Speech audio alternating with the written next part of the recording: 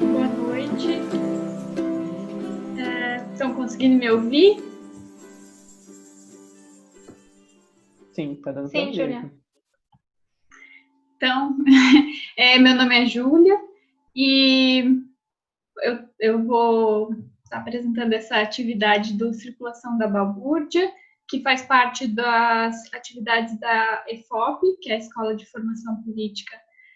Vânia Bambirra. E para essa semana a gente convidou o João Gabriel, que vai falar sobre um pouco do estudo que ele está fazendo para o doutorado dele e um pouco sobre o texto também que ele escreveu, falando um pouco sobre comunicação e outros temas, que se chama A Esperança Está no Cuidado, que inclusive a gente publicou no Universidade à Esquerda e também está disponível na biblioteca da EFOP. Então, o João, ele está fazendo doutorado em Barcelona, né? Então ele tem graduação em licenciatura em letras pela Universidade de Santa Catarina e está fazendo o doutorado na Universidade Pompeu Fabra, em Barcelona, onde está estudando comunicação. E teve uma experiência em diversos países da América Latina, como Bolívia, Peru, Equador e Colômbia, e inclusive a gente vai querer falar um pouco mais disso depois. E eu vou passar então a palavra para o João Gabriel, para ele falar um pouco, expor, e depois a gente abre para perguntas. Oi, estão me vendo? Não sei se está tudo bem. Vejo aí o Renatinho, há muito tempo que eu não via. Bom, obrigado, Júlia. Obrigado. Sem tantas formalidades, né? Enfim. Queria começar resgatando um pouco de onde vem e o que realmente eu estou investigando, né? Os problemas que eu venho... Realmente, o doutorado eu tenho planteado como um fechamento de um primeiro ciclo que começou em 2013 com as jornadas de junho. Porque na jornada de junho, como a grande maioria dos que estávamos em organizações de esquerda naquele momento, tomamos a porrada na cara de que não éramos capazes de falar nem com nossas vozes. E comecei a me preocupar com a questão digital. Naquele momento, ainda de uma maneira muito intuitiva, comecei a estudar design por conta própria, etc., fazendo um curso ali, um curso lá. E, nesse meio tempo, por vários motivos da vida, tenho a possibilidade de ir para a Colômbia, ajudar no processo de paz com a Marcha Patriótica. E lá, meio pelas dinâmicas dos próprios processos, nos pedidos de comunicação social, vou aprendendo distintas questões e vou me aproximando muito dessa hipótese de que era possível gerar uma incidência real desde as redes sociais para afetar as dinâmicas políticas numa lógica muito aproximada aos planteamentos do populismo de Laclau, e que na prática significava aproveitar o momento histórico na Colômbia sobre a paz para tentar configurar um certo sujeito social que fosse capaz de gerar transformações reais na Colômbia. E desde aí começo a estudar e a entrar muito a fundo com a problemática da paz e com a problemática de uso de redes sociais para isso. a gente toma uma derrota brutal nessa época, quando eu participei da campanha para o plebiscito pela paz na Colômbia. Quando a gente é derrotado nisso, é um banho de água fria que eu começo a replantear e começo a dar conta de perceber que isso vinha de uma certa ideia, de um certo fetichismo que estava sendo produzido pelos fenômenos do Podemos na Espanha, que estava afetando uma certa juventude particular,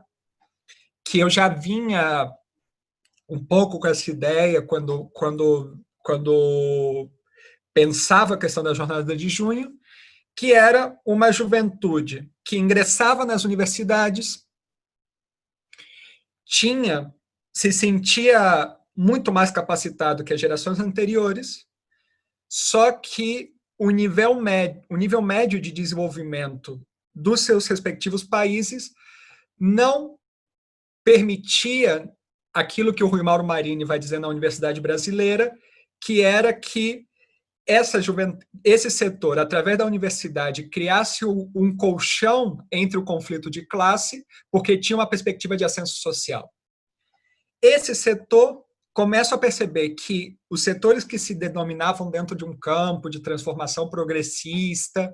dentro das comunicações, eram essa juventude, uma juventude que vê nas redes sociais uma zona de conforto que poderiam ter a ilusão de incidência política e que se estavam utilizando dos preceitos de Chateaumouffe e de Laclau para fundamentar-se. A partir desse momento que eu percebo que não somente era um setor com muitas debilidades em termos praxeológicos, mas que também percebia que no momento de ter que configurar aliança com outros setores populares, se mostrava conservador, porque de fundo o que estavam buscando é assegurar um certo conforto social e não uma transformação real. Eu rompo com esse setor e começo a me aproximar com processos mais barriais de comunicação popular. Isso me leva a ser convidado, quando, por fim, conseguimos assinar os acordos de paz, a trabalhar numa das zonas de reincorporação das Farc como professor de jornalismo. Esse vai ser um momento de câmbio, de mudança radical dentro dos meus planteamentos, porque eu começo a perceber que algo que era feito antes do processo de paz era mais relevante para mim que o que os técnicos ou os especialistas de comunicação estavam propondo ensinar para a guerrilha. Então,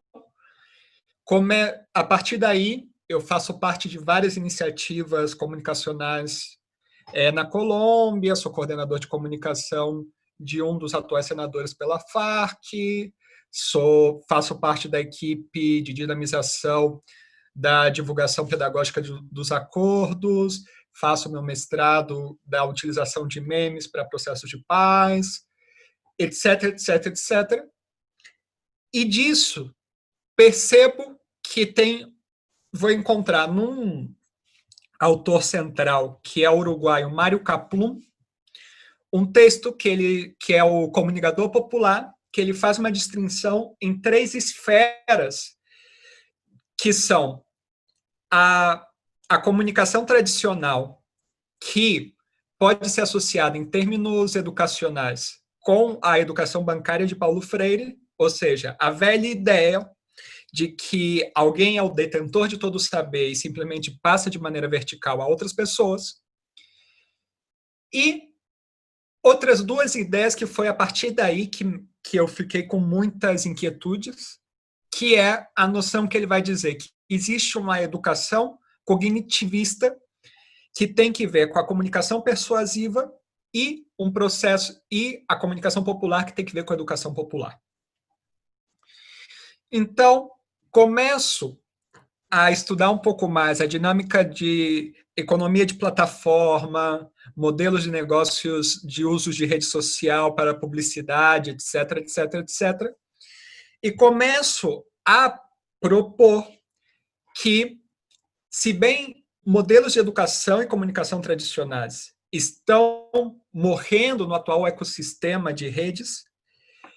o que está emergindo não é uma ilusão que existiu. Primeiro, nos anos 90, dentro do movimento hacker europeu e estadunidense, e no princípio dos anos 2000, dentro desse movimento de juventudes endividadas em alguns países pela questão universitária e outras simplesmente sem perspectiva de inserção laboral nos campos de trabalho que estavam sendo postas e que vão criar fenômenos como Podemos, que vão criar no Brasil ou grupos de ultradireita, como que eu planteio que, por exemplo, o MBL é uma consequência. Uma lógica de uma forma de comunicar-se que passa pela centralidade da persuasão, o que alguns autores vão dizer que é o estabelecimento de marcas de amor ou marcas de convencimento como o eixo central, que em termos de venda de produtos seria mais ou menos como antigamente, a comunicação antigamente, você tinha que ver o que a televisão te dava ou o que o jornal te decidia. E agora, através de distintas dinâmicas, os meios começam a identificar padrões do seu consumo, padrões da sua constituição subjetiva e cultural, e tentam fazer produtos de nicho para o que você está buscando. E a consequência disso, para mim, foi perceber que o erro político e estratégico na comunicação foi pensar que podíamos configurar perspectivas de transformação política como um nicho mais dentro da dinâmica da economia digital. A partir disso, eu começo a centrar nas práticas e nos pensamentos latino-americanos que estavam pensando a constituição dessa ideia da comunicação popular e da educação popular, que vai derivar, é um espectro muito grande, mas eu gosto de uma separação que propõe um teórico uruguaio chamado Raul Zibek, que ele vai dizer que o que é realmente particular do pensamento latino-americano são 4 grandes tradições de pensamento filosófico e político. Primeiro, que ele vai chamar do guevarismo, que eu digo que é mais a perspectiva das guerrilhas caribenhas, porque as guerrilhas do Cone Sul já tinham uma perspectiva muito mais tradicionais em termos de luta armada. Todo o que vai se gerar, seja na Nicarágua, El Salvador, Cuba e certos fenômenos na Colômbia, vão criar toda uma lógica particular, que é uma lógica de que a guerrilha não é somente uma ação contra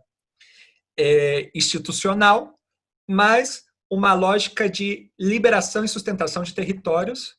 que gera toda uma noção de trabalho político. A outra tradição que ele identifica é o pensamento das comunidades ancestrais, que na tradição fora do Brasil está principalmente centrado no pensamento zapoteco do México e nos distintos pensamentos andinos. E as outras 2 tradições que são muito mais próximas do Brasil seriam a teologia da liberação e a educação popular, que no caso do pensamento, quando você sai do Brasil, você percebe que o Paulo Freire é concebido como a segunda geração da educação popular, porque se ubica o pensamento da educação popular, principalmente com os pais fundadores José Martí e Simão Rodrigues. Não? A partir desse momento, eu começo a desenvolver, que é esse estágio que eu venho trabalhando bastante, pensar que o pensamento próprio latino-americano tem um trauma, que é o trauma a partir dos anos 70, 80, onde onde os distintos processos que se vinham desenvolvendo em termos de disputa do pensamento próprio são fortemente reprimidos desde uma política desenhada dos Estados Unidos.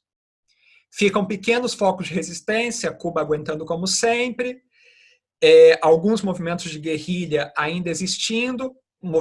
atividades de comunidades tradicionais, só que, a partir disso, os anos 90 até os anos 2000 vão ser uma década perdida, na qual quase todas essas tradições vão, à sua maneira, pelo menos os grandes pensadores que vão desenhar toda essa arquitetura de pensamento nos anos 60, principalmente 50, 60, 70, vão, no final das suas vidas, vão estar todos convencidos na ideia da democracia institucional. E isso vai tendo alguns deslocamentos, até que no período do que são chamados governos progressistas na América Latina, esse pensamento ressurge pelo desgaste dessa aposta que a via exclusiva para a chegada de poder seria através da democracia institucional. E a partir daí começa a reemergir e rediscutir-se certos planteamentos que eu considero que é a tarefa do momento, que é perceber todo esse eixo de acúmulo histórico que vinha até tensionando até os anos 80, que tem pequenos ápices de processo de formulação durante os 30 anos conseguintes, mas que sempre como pequenos focos, pensar como reatar o fio histórico com esse pensamento para replantear a necessidade de uma outra lógica de atuação política e atuação, por consequência comunicacional educativa, desde do decreto da falência da estratégia dentro da democracia institucional. Para isso, há algumas chaves que eu estou propondo, né? A chave central é pensar a categoria do cuidado. A categoria do cuidado aqui surge primeiro pensando desde o processo que se construiu na Bolívia com o feminismo comunitário de Julieta Paredes e Adriana Guzmán, mas também passa por alguns processos que o Leonardo Boff tentou sintetizar no seu momento e, inclusive, que na Colômbia, Camilo Torres falava de amor eficaz, que Jaime Batman Canyon que eram dois líderes guerrilheiros, falava da cadena de afectos e Che Guevara falava da ternura, que é mudar o ângulo do olhar e da relação. Em que sentido? Muito do trabalho político que se tem pensado até o momento é um trabalho político de que eu tenho que convencer o outro a acreditar no que eu digo. Seja por um princípio de dicotomia consciência-alienação, seja por um princípio, por qualquer outro princípio. E isso tem gerado um seguinte problema. A comunidade existente política que está resistindo, está fazendo o trabalho concreto, cotidiano, geralmente vem sido ignorada em nome de tentar convencer as pessoas que ainda não estão convencidas. E aí eu resgato toda uma noção do pensamento místico latino-americano para pensar uma inversão de valores que é o seguinte, que é, por exemplo, onde, no caso do Brasil, as igrejas pentecostais têm nos ganhado de trabalho de base anadadas. Porque um pastor evangélico que ele consegue convencer a uma mãe solteira numa favela, ou inclusive uma mãe vítima de abuso familiar numa favela, é que a sua igreja é um espaço mais seguro, mais confiável que qualquer outro lugar. Quando um pastor consegue convencer, consegue oferecer respostas concretas a nível econômico, por exemplo, quando ajuda a construir uma casa, ou quando o seu filho que poderia estar sendo assassinado, ou que produz um medo social de que poderia estar fazendo algo errado na rua, começa a participar de um grupo de jovens na igreja, ou quando consegue convencer o pai de família deixar de tomar cerveja, deixar de tomar cachaça, e com isso significa um incremento concreto na economia familiar e também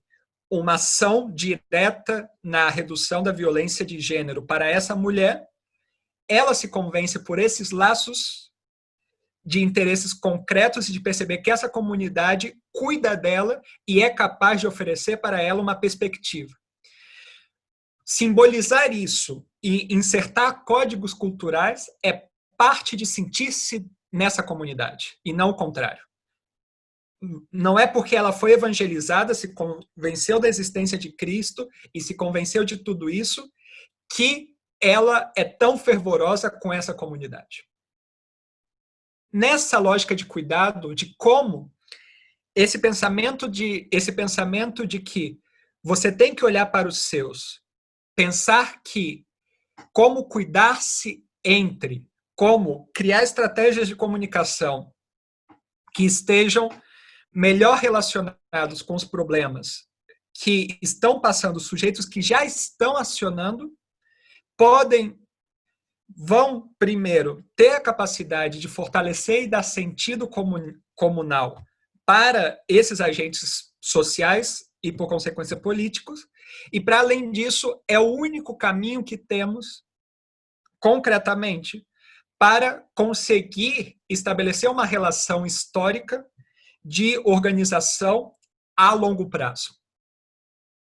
Por quê que eu planteio isso? Porque isso vem numa discussão sobre a lógica de temporalidade nos movimentos sociais e políticos. A dinâmica eleitoral criou nos movimentos políticos nos últimos anos uma lógica de curto prazo. As pessoas pensam a cada 2 anos. E essa lógica de pensar a cada 2 anos, como eu atendo demandas a cada 2 anos, no caso brasileiro, impede muitas vezes de você poder fazer apostas em termos de construção social que extrapole simplesmente, ok, eu tenho que ter um trabalho de base naquela comunidade, ou no caso da universidade é mais ridículo ainda. Na lógica, eu vejo que tem alguns aqui que são da nossa época de militância no movimento estudantil da UFSC, que era essa lógica de que 1 ano, 3 meses antes de uma eleição de DCE, do nada, todos os centros acadêmicos são as pessoas mais importantes do universo e você tem que conseguir seduzir todos imediatamente, porque a dinâmica, como você elege estabelecer a relação política e a relação de construção de poder, elege a sua própria forma de raciocinar o estabelecimento dos vínculos culturais e afetivos com as pessoas. Então, o planteamento vai um pouco por aí. Não quero me alargar porque vejo que tem muito mais sentido debater questões que ficar echando carreta, como se diz na Colômbia.